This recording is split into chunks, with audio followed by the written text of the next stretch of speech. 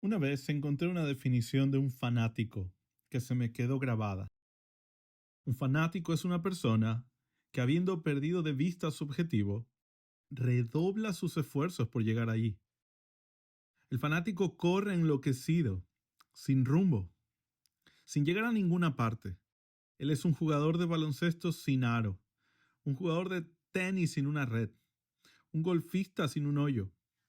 Sin un objetivo claro, sus esfuerzos se desperdician, no significan nada. Gracias a Dios, la Biblia deja claro cuál es el objetivo de la vida cristiana, el de ser más como Cristo. Y en ninguna parte esto es más evidente que en el capítulo 17 de Juan, donde Jesús mismo ora al Padre. Santifícalos en la verdad. Tu palabra es verdad. Como tú me enviaste al mundo, yo también los he enviado al mundo.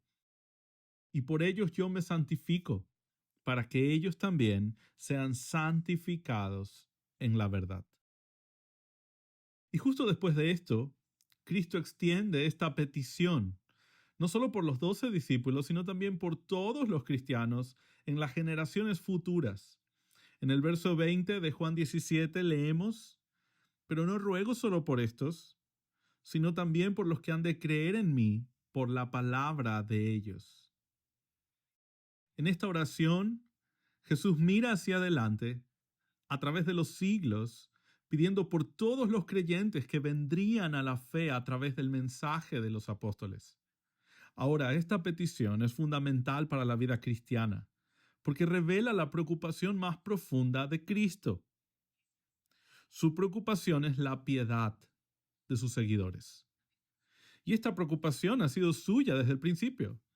Como nos recuerda Pablo en Efesios capítulo 1, verso 4, porque Dios nos escogió en Cristo antes de la fundación del mundo, para que fuéramos santos y sin mancha delante de Él en amor. Es a través del Espíritu Santo que Dios nos está haciendo más semejantes a Cristo. E incluso nuestros cuerpos finalmente serán resucitados y glorificados para ser como el suyo. Como dice Pablo en 1 Corintios capítulo 15, verso 49, y tal como hemos traído la imagen de este cuerpo terrenal, traeremos también la imagen del celestial. Este objetivo no puede ser frustrado, porque Dios es quien comenzó esta obra en nosotros y ciertamente la llevará a la perfección. Un día, todos los cristianos serán perfeccionados y la influencia del pecado será eliminada de una vez por todas. Sin embargo, esta esperanza futura no niega nuestra responsabilidad actual de buscar una vida pura. Por el contrario, nos impulsa a entrenarnos diligentemente con el propósito de la piedad, sabiendo que la glorificación ya está asegurada en Cristo. Esto es lo que más importa a Jesús, nuestra santificación, nuestra santidad. Y para demostrar que esta es su pasión principal, te quiero invitar esta mañana a que me acompañes a Primera de Juan capítulo 3. Primera de Juan capítulo 3. Nos vamos a enfocar solo en un verso. Y ese verso es verso 3. Primera de Juan 3:3.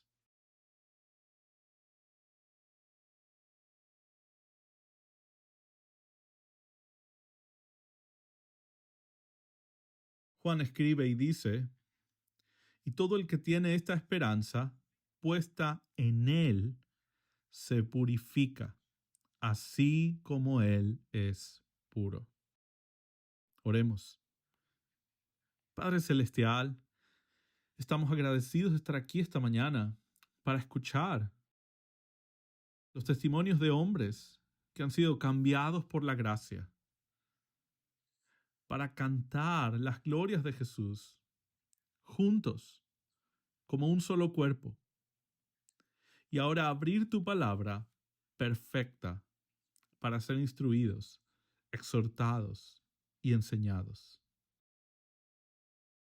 Padre, te pedimos que tu Espíritu Santo abra nuestros ojos para que podamos ver lo maravilloso que eres, Oramos todas estas cosas en el nombre de Jesús. Amén. El título de este mensaje es En busca de la pureza. En busca de la pureza. Y en primera de Juan 3:3 vemos tres elementos que nos guiarán en nuestra búsqueda de pureza. En primer lugar, si estás tomando notas, Juan establece la premisa fundamental de una vida de pureza. La premisa fundamental de una vida de pureza. Él escribe nuevamente, verso 3, y todo el que tiene esta esperanza puesta en él se purifica así como él es puro. Noten que desde el principio el apóstol dejó claro cuál es la esencia de una vida santa. Hay un elemento necesario, no negociable, que siempre debe estar presente en la persona que desee entrenarse para la piedad. Y este elemento esencial es la conversión. Conversión. Sin conversión no hay santidad. Es imposible ser fuerte en la gracia que es en Cristo Jesús con un corazón que todavía permanece muerto para las cosas de Dios. El hombre natural, como menciona Pablo en 1 Corintios 2:14, el hombre natural no puede comprender la santidad, mucho menos perseguirla, porque la santidad solo puede ser discernida espiritualmente. Tiene que ser examinada con ojos espirituales. Y esta conexión se aclara en este verso con la primera palabra. Nota en el texto de 1 de Juan 3:3 el "y" al inicio. Enlaza este verso con los dos anteriores, revelando que hay una estrecha relación entre lo que debemos ser y lo que somos. Busquen en la Biblia verso 1 de 1 de Juan 3. Juan dice, miren cuán gran amor nos ha otorgado el Padre, que seamos llamados hijos de Dios. Y eso somos. Por esto el mundo no nos conoce, porque no lo conoció a Él. Amados, ahora somos hijos de Dios. ¿Ves la conexión entre estos dos versos? Y el verso 3, hay una relación de causa y efecto. Es porque hemos nacido de nuevo, porque somos hijos de Dios, que Dios ahora produce en nosotros un comportamiento transformado. Ya no vivimos para nosotros. Como hijos de Dios, ahora deseamos hacer su voluntad en cada aspecto de nuestras vidas. Su voluntad, como se afirma claramente en 1 Tesalonicenses capítulo 4, verso 13, su voluntad es nuestra santificación. Y por eso la santificación se convierte también en nuestra voluntad. Sin embargo, si nuestra voluntad es diferente, entonces debemos examinar si realmente hemos nacido de nuevo. La piedad, una vida pura, es el resultado inevitable de la conversión. De hecho, mira en tu Biblia, unos versos más adelante, Juan afirma claramente en el verso 9 de 1 de Juan 3, ninguno que es nacido de Dios practica el pecado, porque la simiente de Dios permanece en él. No puede pecar porque es nacido de Dios. En otras palabras, la verdadera fe siempre trae una influencia santificadora en la vida del creyente. No hay tal cosa como un cristiano que no ame la santidad. No hay tal cosa como un cristiano que no ame una vida pura y continúe viviendo en pecado sin remordimiento. Donde no hay santificación, no hay regeneración. Y donde no hay una vida santa, no hay un nuevo nacimiento. Y esto podría ser una afirmación dura para muchos, pero difícil o no, es simplemente una verdad bíblica. La conversión es la premisa fundamental para una vida de pureza. Y sin ella, la piedad nunca puede echar raíces en nosotros. El texto es muy claro acá. Dice que la santidad pertenece a todo el que tiene esta esperanza. Todo el que tiene esta esperanza. El hombre natural está completamente desprovisto de verdadera esperanza, porque no tiene a Cristo. Vayan a Efesios 2 en sus Biblias. Pablo hace esta conexión muy clara. Efesios 2, verso 11. Verso 11. Pablo escribe y dice, por tanto, recuerden que en otro tiempo, ustedes, verso 12, recuerden que en ese tiempo ustedes estaban separados de Cristo, excluidos de la ciudadanía de Israel, extraños a los pactos de la promesa, sin tener esperanza y sin Dios en el mundo. ¿Ves esa conexión? Verso 12, sin Cristo no tienes esperanza. Sin Cristo no hay verdadera esperanza, porque nuestros corazones siguen muertos espiritualmente. Una persona puede tener un fuerte deseo por algo, pero eso no hace que esa esperanza sea cierta. Por ejemplo, muchas personas invierten en el mercado de valores esperando un futuro mejor. Sin embargo, las fluctuaciones del mercado siempre introducen un elemento de incertidumbre. Ahora, cuando Juan habla de la esperanza en 1 Juan 3:3, no deja lugar a la incertidumbre, porque la esperanza acá se basa en Cristo. Y Cristo siempre cumple sus promesas. Y ahora específicamente en el contexto de 1 Juan 3, la esperanza está vinculada a la segunda venida de Cristo. Observa el capítulo anterior, 1 Juan 2, verso 28, dice, y ahora, hijos, permanezcan en Él, para que cuando Él se manifieste, tengamos confianza y no nos apartemos de Él avergonzados en su venida. Entonces, en el capítulo 3, verso 2, una vez más, vemos el mismo contexto. Amados, ahora somos hijos de Dios y aún no se ha manifestado lo que habremos de ser, pero sabemos que cuando Cristo se manifieste, seremos semejantes a Él, porque lo veremos como Él es. Claramente en el contexto, la esperanza estaba conectada con la segunda venida de Cristo. Ahora, la venida de Cristo es solo cuestión de tiempo. La única razón por la que Juan se refiere a la segunda venida de Cristo como una esperanza es porque aún no ha ocurrido. Pero no hay duda, no hay incertidumbre de que Jesús regresará por su iglesia en el arrebatamiento para cumplir su promesa. En Juan 14, verso 3, él dice, y si me voy y les prepararé el lugar, vendré otra vez y los tomaré a donde yo voy, para que donde yo esté, vosotros también estéis. Esta es una esperanza segura, una esperanza cierta, porque está fundamentada en Cristo. Y Cristo nunca miente. Él siempre dice la verdad porque Cristo es por definición la personificación de la verdad. Yo soy el camino, la verdad y la vida. Nadie viene al Padre sino a través de mí. Por tanto, cualquier verdadero cristiano tiene una verdadera esperanza. Cuando mira hacia adelante, tiene una esperanza. Él sabe que el tiempo es corto y que Jesús pronto regresará, como dice Hebreos 10:37, porque dentro de poco tiempo el que ha de venir vendrá y no tardará. Ahora, en contraste, el hombre natural no tiene esperanza y él solo puede ver oscuridad.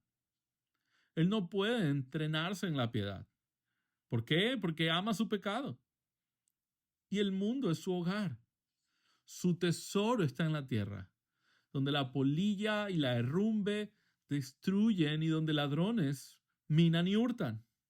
Así que para entender la santidad y perseguirla, uno debe nacer de nuevo.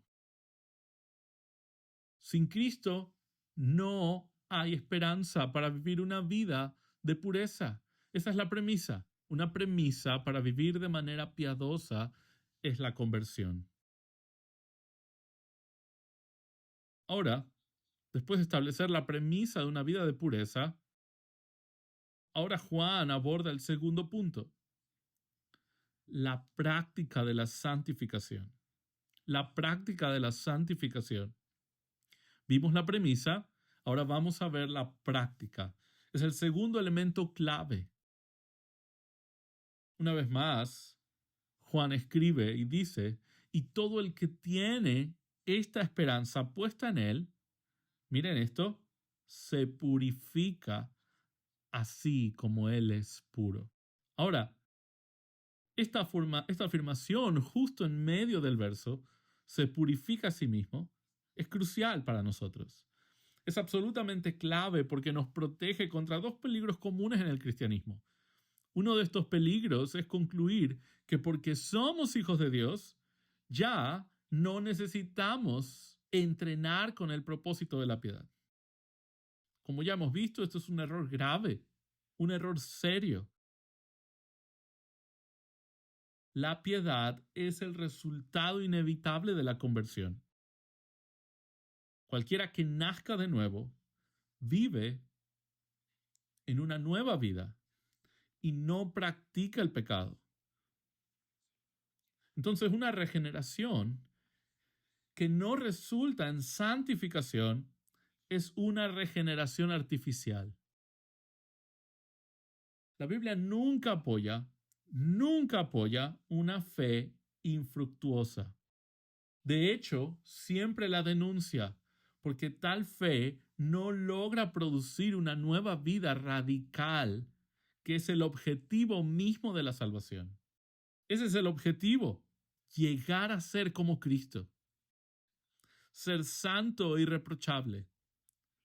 Así que una fe sin frutos no es mejor que la fe de los demonios. Los demonios creen e incluso tiemblan. De acuerdo con Santiago capítulo 2, verso 19, literalmente tiemblan ante Dios. Pero eso no los hace salvos. Lejos de glorificar a Dios a través de actos de arrepentimiento, ellos viven en abierta oposición a Dios. Y en consecuencia no tienen esperanza de salvación porque no tienen a Cristo.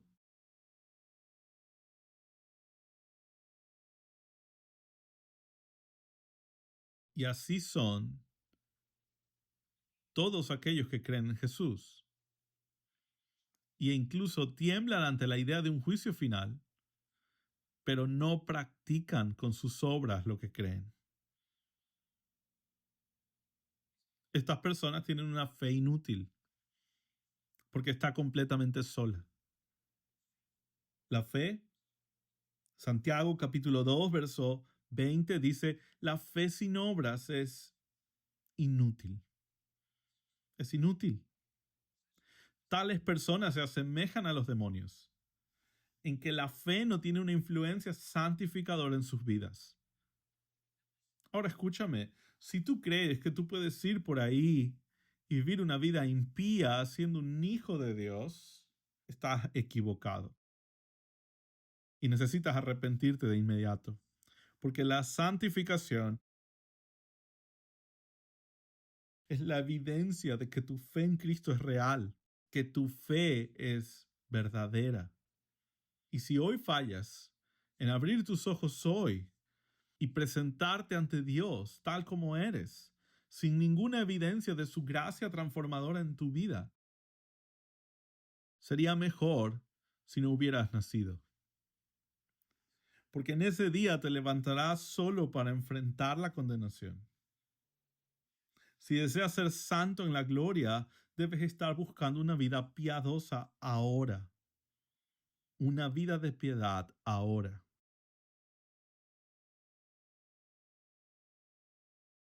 Debes amar la santidad y luchar contra el pecado. Ese es el primer peligro. El segundo peligro es la creencia de que una vida de pureza no tiene valor porque en el futuro, de todos modos, seremos como Cristo. Eso es lo que enseña el verso 2. Pero sabemos que cuando Cristo se manifieste, seremos semejantes a Él, porque lo veremos como Él es. Ahora, nota, este error está estrechamente relacionado con el anterior. Ambos, en esencia, promueven una vida estéril. Sin embargo, hay una diferencia de perspectiva. Mientras el primer error mira hacia atrás a la conversión, el segundo mira hacia adelante a la glorificación y utiliza la esperanza de una perfección futura como excusa para no practicar la santidad ahora, para no buscar la pureza ahora. Y lamentablemente esa mentalidad es mucho más común en el cristianismo de lo que nos damos cuenta. ¿Por qué luchar contra el pecado? De todas formas voy a ser como Cristo. Y muchos profesan creer en este inminente regreso de Jesús, pero no muestran evidencias de santidad en sus vidas. Hablan y hablan y hablan sobre su segunda venida, pero no quieren tener nada que ver con la piedad en el presente. Y estas son personas que encontramos dentro de la iglesia, dentro de las congregaciones, pero que saben mucho sobre el futuro, que conocen la teología, pero viven vidas miserables. Están espiritualmente muertos a la voluntad de Dios. No quieren tener nada que ver con la santificación. Podrían disfrutar discutiendo cosas como el milenio, el rapto, pero evitan la única cosa, evitan abordar la santificación en su corazón.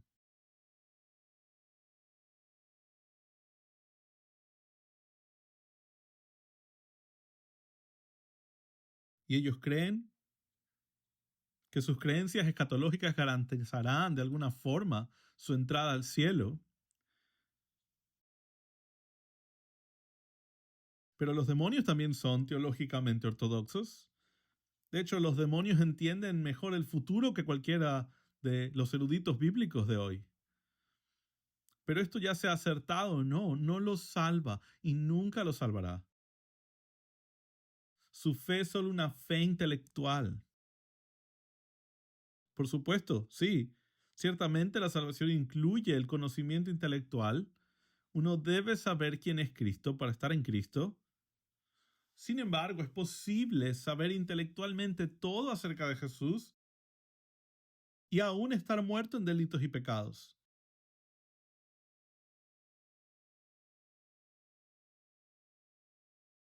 ¿Y no es ese un peligro al que nos enfrentamos como seminaristas? Que puedas saberlo todo sobre Jesús intelectualmente y aún así estar muerto para las cosas de Dios.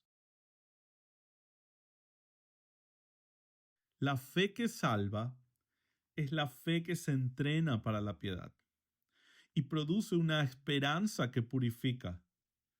Él se purifica a sí mismo. Como J.C. Ryle, el gran obispo de Liverpool, dijo sabiamente, una esperanza que no purifica es una burla, es una ilusión, es una trampa. Así que si tú no estás buscando la santidad ahora con toda tu mente, con todos tus pensamientos, con todo tu corazón, no esperes ver a Cristo mañana. Porque el reino de los cielos está reservado a los puros de corazón. Ellos verán a Dios. Jesús está predicando Mateo 5:8. ¿O crees que Cristo te permitirá entrar al cielo solo por tu conocimiento? El cielo no es para aquel que simplemente entiende, es para aquel que tiene una esperanza que lo purifica. Por lo tanto, Nunca serás bienvenido en el cielo si practicas el pecado de manera constante ahora. El cielo es el lugar de aquellos que practican la pureza, es el lugar de aquellos que buscan y aman la santidad. Así que esfuérzate por vivir una vida celestial ahora. Sigue buscando las cosas de arriba, donde Cristo está sentado a la diestra de Dios. Pon la mira en las cosas de arriba, no en las de la tierra. Porque usted ha muerto y su vida está escondida en Cristo con Dios.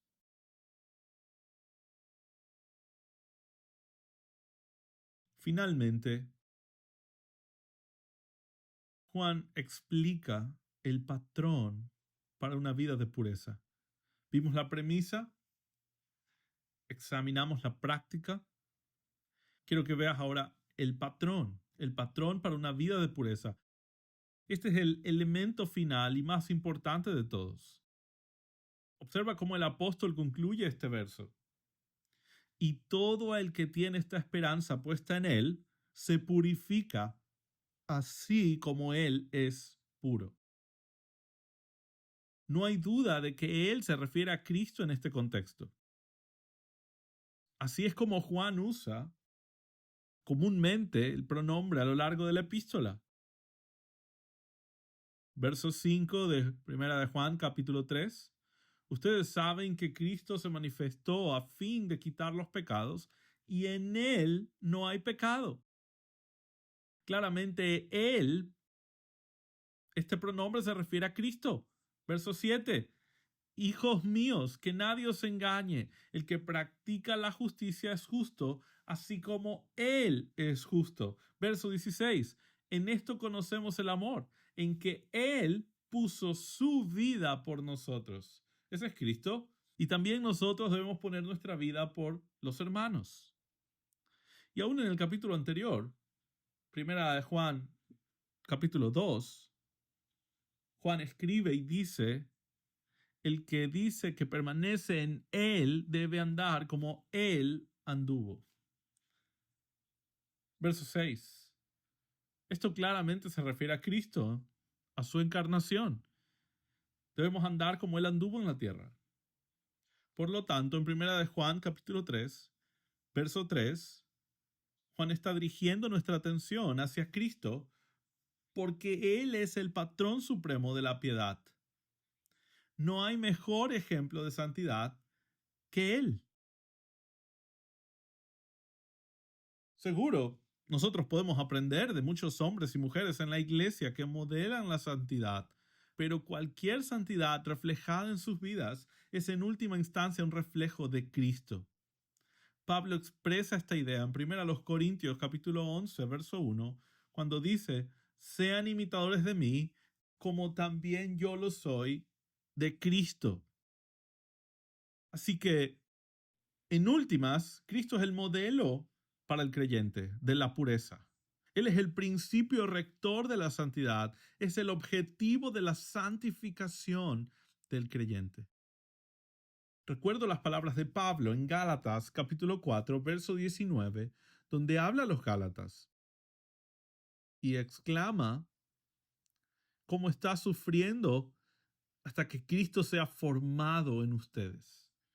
Él es el principio rector. Él es el objetivo de la santificación. El ejemplo final no es la iglesia. El ejemplo final no son otros creyentes dentro de la iglesia. Muchos viven sus vidas midiendo sus vidas contra las acciones de otros en la congregación, enfocándose en tratar de superar a los creyentes que son sus compañeros, en lugar de esforzarse por ver la piedad de Cristo. Eso explica por qué hay tanta mundanalidad en las iglesias.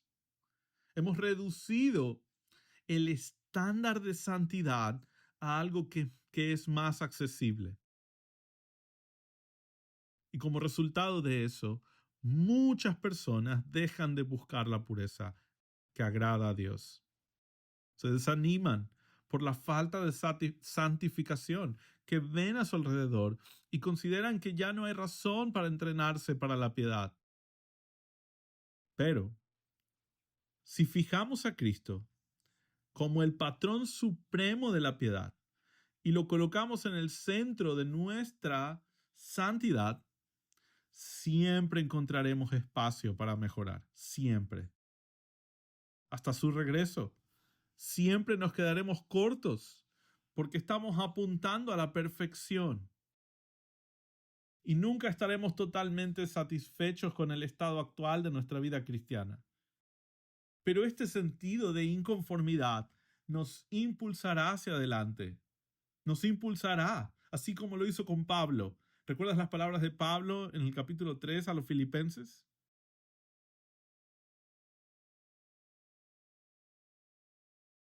Filipenses 3, verso 12. Él escribe y dice, no que lo haya alcanzado ya o que haya llegado a la perfección, sino que sigo adelante a fin de poder alcanzar aquello para lo cual también fui alcanzado por Cristo. Hermanos, yo mismo no considero haberlo alcanzado ya, pero una cosa hago, olvidando lo que queda atrás y extendiéndome a lo que está adelante, prosigo hacia la meta para obtener el premio del supremo llamamiento en Cristo Jesús. 3 veces en este pasaje, Pablo dice que aún no lo ha alcanzado. Hay un sentido de inconformismo que impulsa su piedad, que lo impulsa hacia adelante.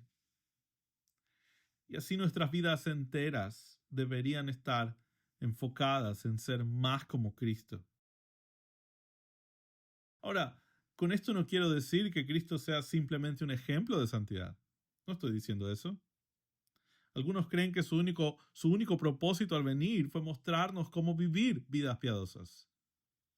Esto es especialmente común entre los teólogos liberales. Sin embargo, al igual que es un error pensar que Cristo vino al mundo solo para ejemplificar una vida de piedad y nada más, también es un error olvidar que Él es nuestro modelo supremo de santidad. Él es el modelo. Por eso el cristiano siempre debe considerar la vida de Jesucristo tal como se describe en la Biblia, para ver la santidad perfectamente ejemplificada y entender el objetivo final de su vida. El cristiano debe esforzarse por ser transformado de gloria en gloria en la misma imagen. Su objetivo debería ser perdonar a los demás, tal como Cristo nos perdonó. El cristiano debe ser manso y humilde de corazón. Debe ser humilde, siempre humillarse a sí mismo, no buscar su propia reputación, caminar en amor como Cristo lo hizo. Aunque fue repetidamente odiado, perseguido, difamado y malentendido, Cristo lo soportó todo con paciencia. Y de la misma manera los creyentes deben hacerlo. No salga de la boca de nosotros ninguna palabra mala, porque el Señor nunca respondió con insultos. Y cuando padecía, no amenazaba, sino que se encomendaba a aquel que juzga con justicia.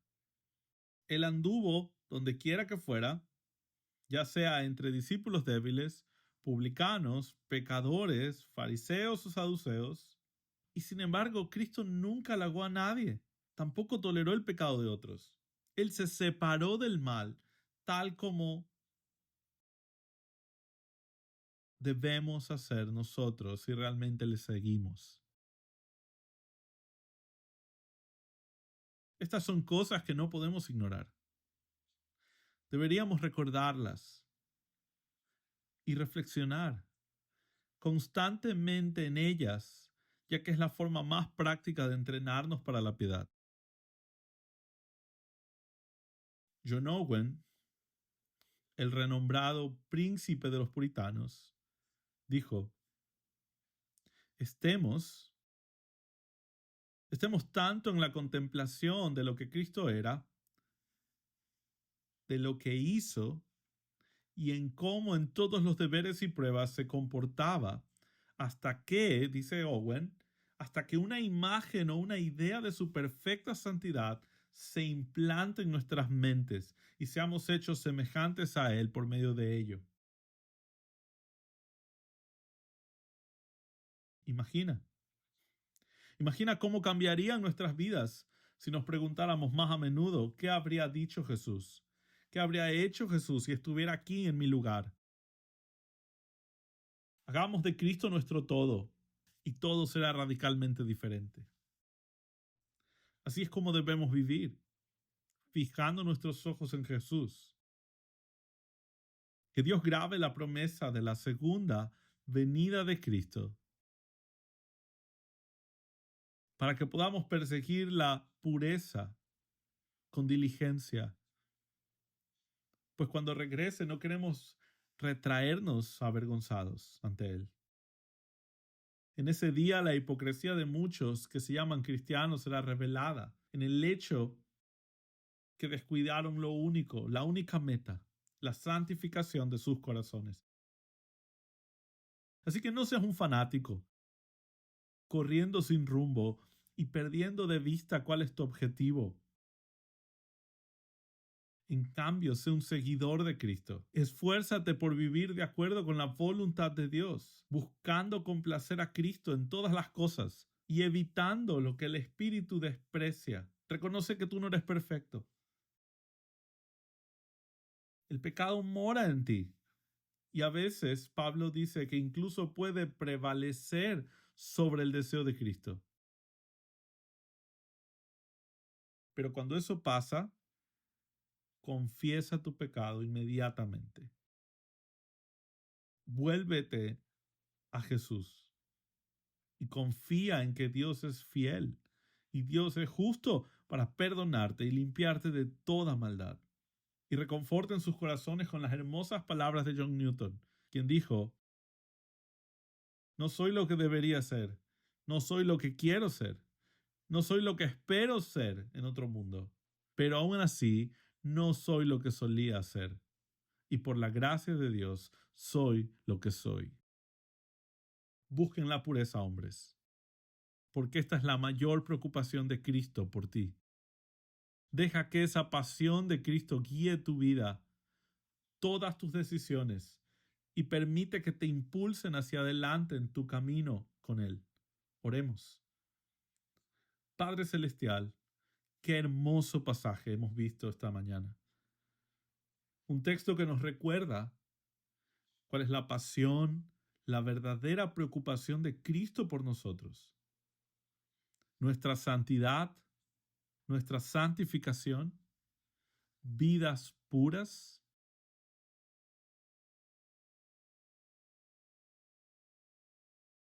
Padre, estoy rodeado de hombres aquí que se están preparando para una vida de ministerio.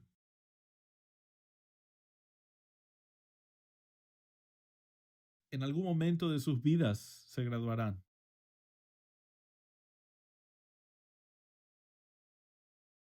Entrarán en el ministerio enfrentándose a muchos desafíos y pruebas. Señor, recuérdales que antes de convertirse en un pastor deben ser hombres puros, hombres de santidad.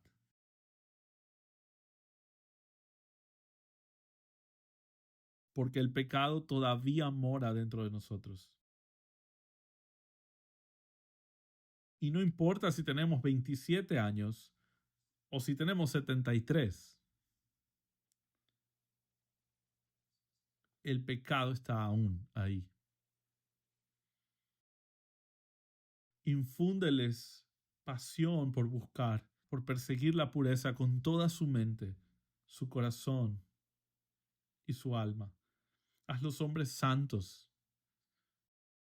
porque tú puedes hacer cosas grandes cuando los hombres son puros. Oramos todas estas cosas en el nombre de Jesús. Amén.